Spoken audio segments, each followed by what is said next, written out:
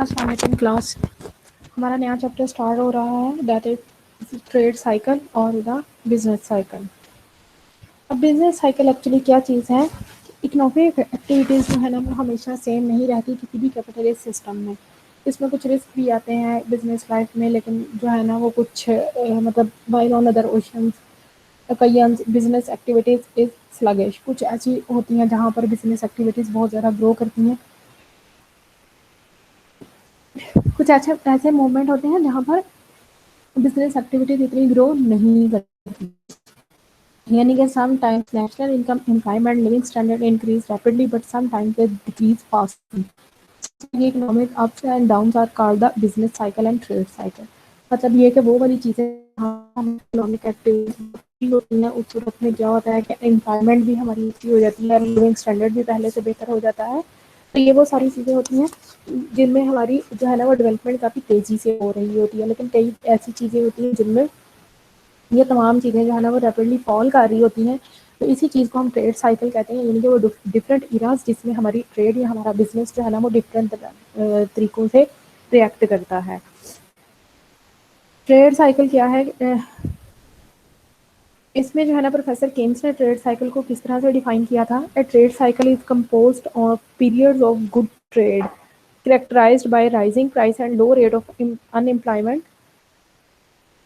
altering with periods of bad trade character, uh, characteristics, falling prices and high rate of unemployment। इसमें क्या होता है कि high rate of unemployment है, prices down जा रही होती हैं, ये बैड ट्रेड है। लेकिन गुड ट्रेड में क्या होता है कि अनएम्प्लॉयमेंट रेट लो हो रहा होता है और प्राइसेस जो होती हैं वो अप जा रही होती हैं।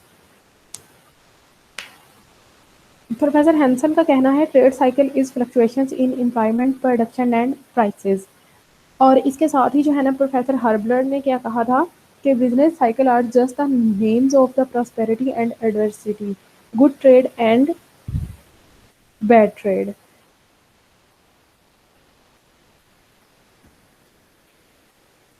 आप बस यही 3 कर लें, ये जो नीचे वाली डेफिनेशन है इसको रहने दें। लेकिन जो है ना वो एक्चुअली हम इसको डिस्कस ये करना चाह रहे हैं कि ट्रेड साइकिल क्या इंडिकेट करता है? ये इंडिकेट करता है कि वो डिफरेंट फ्लक्चुएशंस जो कि हमारी इकोनॉमी में होती हैं, जब वो अकर हो रही होती हैं तो उसे हम ट्रेड साइकिल कहते हैं। And economy witnesses prosperity which consist of some years.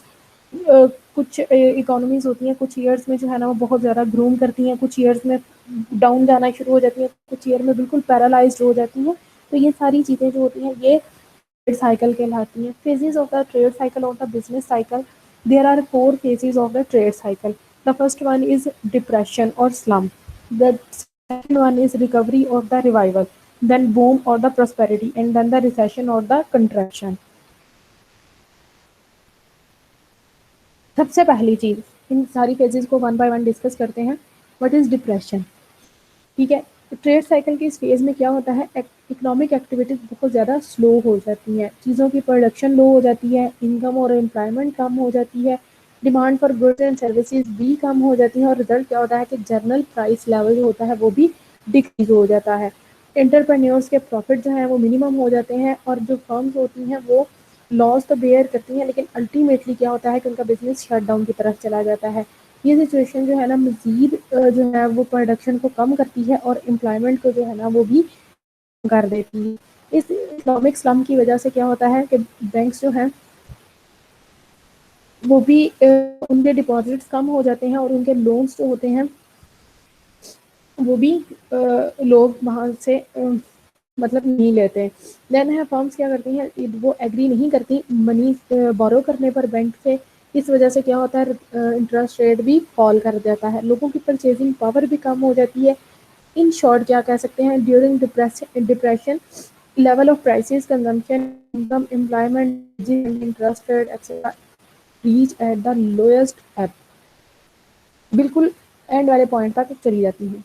Then है recovery, the second phase of the trade cycle. Depression का फेज जो होता है ये फॉरएवर नहीं रहता, समटाइम्स क्या होता है रिवाइवल का फेज जो है वो शुरू हो जाता है, इनकी रिकवरी शुरू हो जाती है।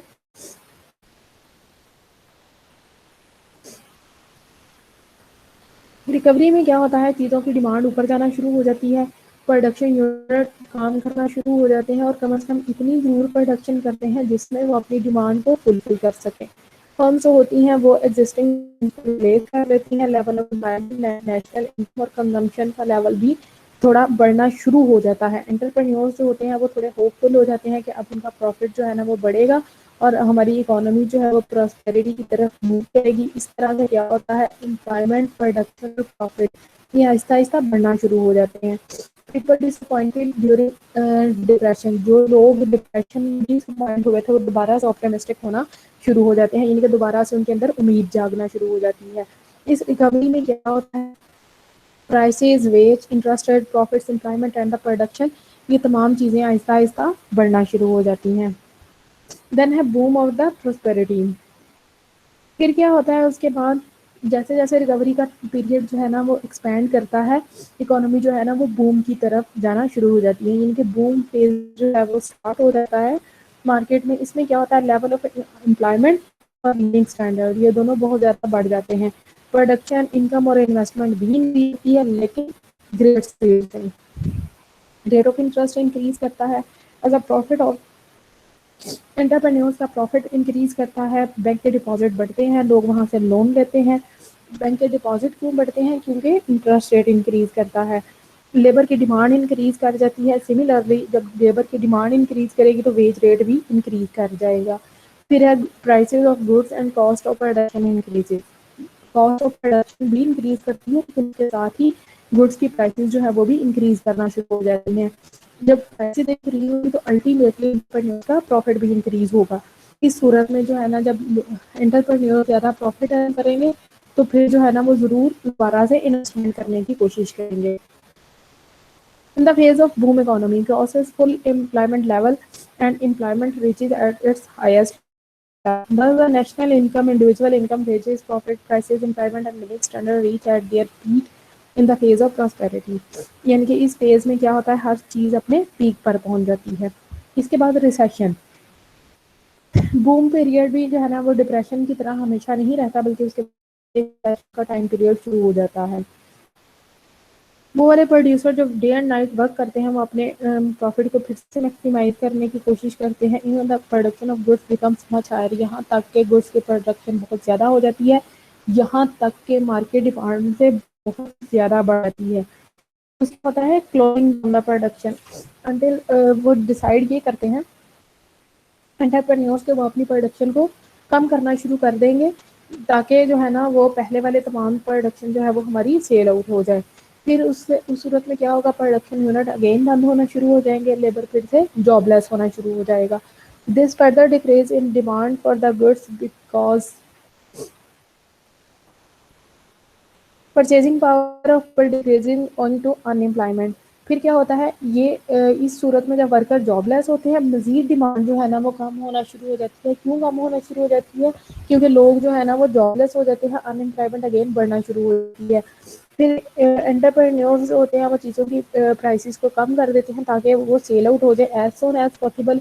इस सूरत में क्या होता है, उनके प्रॉफिट्स गिरना शुरू हो जाते हैं। ठीक है, यहाँ तक कि उन्हें कुछ ना कुछ लॉस की करना पड़ती है। फिर इन्वेस्टमेंट भी कम होती है, क्योंकि जब उनके प्रॉफिट कम होंगे तो अल्टीमेटली इन्वेस्टमेंट भी कम होगी। जब इन्वेस्टमेंट कम होगी तो फिर नई फैक्ट्रीज तो नहीं वर्क करेंगी, लेकिन पुरानी फैक्ट्रीज के भी प्रोडक्शन यूनिट बंद होना शुरू हो जाएंगे। बैंक जो है ना वो अपनी पेमेंट की डिमांड करेंगे जो उन्होंने लोन दिया होगा। इन्वेस्टमेंट क्या करेंगे, फर्दर जो है ना वो कंट्रैक्ट्स करेंगे। This period which an economy comes back from prosperity to slump is called the recession, यानी बूम से दोबारा डिप्रेशन की तरफ जाना जो है ना, इस टाइम पीरियड को रिसेशन कहते हैं। नीचे एक डायग्राम में उन्होंने बताया हुआ है, लेट्स सी जो है ना वो, हम इसको यहाँ से स्टार्ट करते हैं। यहाँ पर हमारा टाइम पीरियड है and this one is the business activities. यहाँ से स्टार्ट करेंगे, इकोनॉमी अपने पीक पर आएगी, दैट इज बूम। बूम के बाद क्या होता है, रिसेशन टाइम पीरियड आ जाता है, यानी कि इकोनॉमी नीचे की तरफ जाना शुरू हो जाती है। फिर इतना वो नीचे चली जाती है जैसे एकदम ऊपर जाती है पीक पर, सिमिलरली वो डाउन भी अपनी एक आखिरी हद तक चली जाएगी, ये उसका डिप्रेशन टाइम पीरियड आ जाएगा। डिप्रेशन हमेशा नहीं रहता, इसीलिए जो है ना वो अगेन इकोनॉमी ऊपर की तरफ जाना शुरू होगी, यानी कि रिकवरी हो जाएगी। ये उसके चारों पीरियड हैं जो कि हमने ट्रेड साइकिल के पढ़े हैं। रिकवरी के बाद फिर बूम आता है, बूम के बाद again recession, again depression and again recovery, और यही वो 4 फेजेस भी इकोनॉमी में स्टेप बाय स्टेप चलते रहते हैं।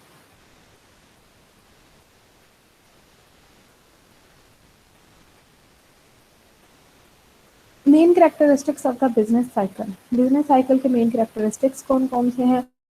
क्रिटिकल इन ड्यूरेशन, बूम और डिप्रेशन जो है in all industries appear almost in the same period, इनके बूम और डिप्रेशन जो है ना वो ऑलमोस्ट सेम ही टाइम पीरियड में आते हैं इंडस्ट्रियल सेक्टर में। This reason that the prosperity is one industry also influence the other industries. एक इंडस्ट्री अगर अपने बूम लेवल पर होगी तो वो दूसरी इंडस्ट्रीज को भी जरूर इफेक्ट करेगी। If one industry suffer from depression the other industries also fall a prey to it. अगर एक इंडस्ट्री जो है ना वो डिप्रेशन फेस करेगी तो बाकी सारी इंडस्ट्रीज भी इस डिप्रेशन में आ सकती हैं। देन है international in nature,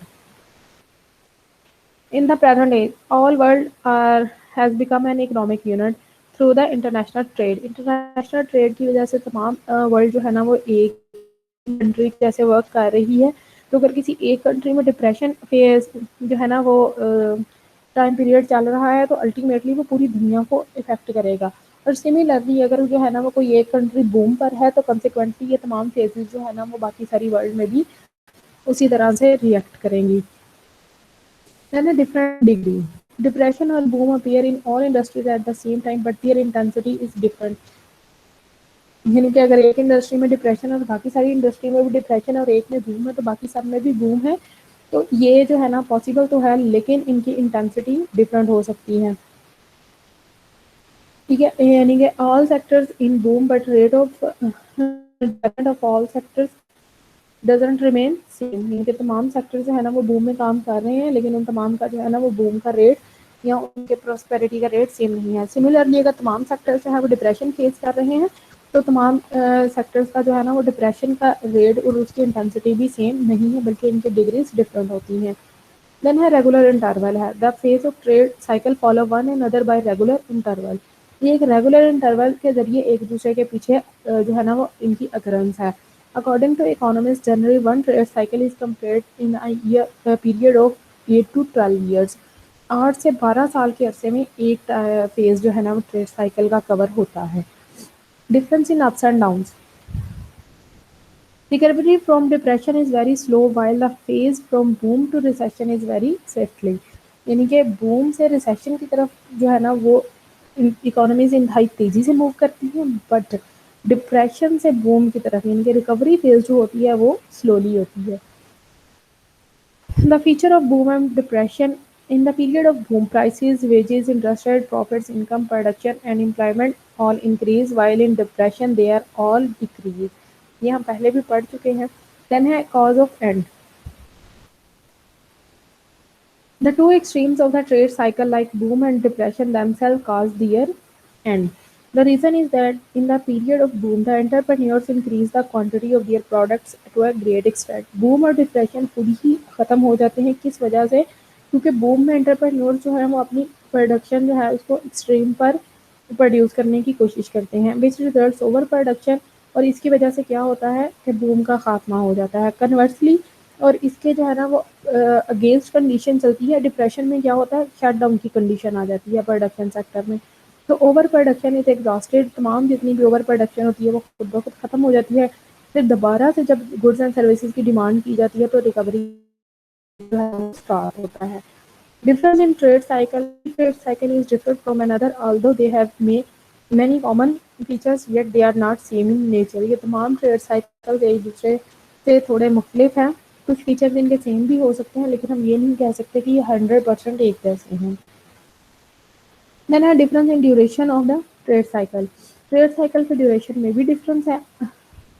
According to Professor Kitten, some trade cycles complete their duration in 2 years and 4 months. According to Professor Juggler, the duration of the same trade cycle is from 9 to 10 years, and Professor Conrad F says that some trade cycles are of very long period and they complete their cycle in the period of 50 to 60 years.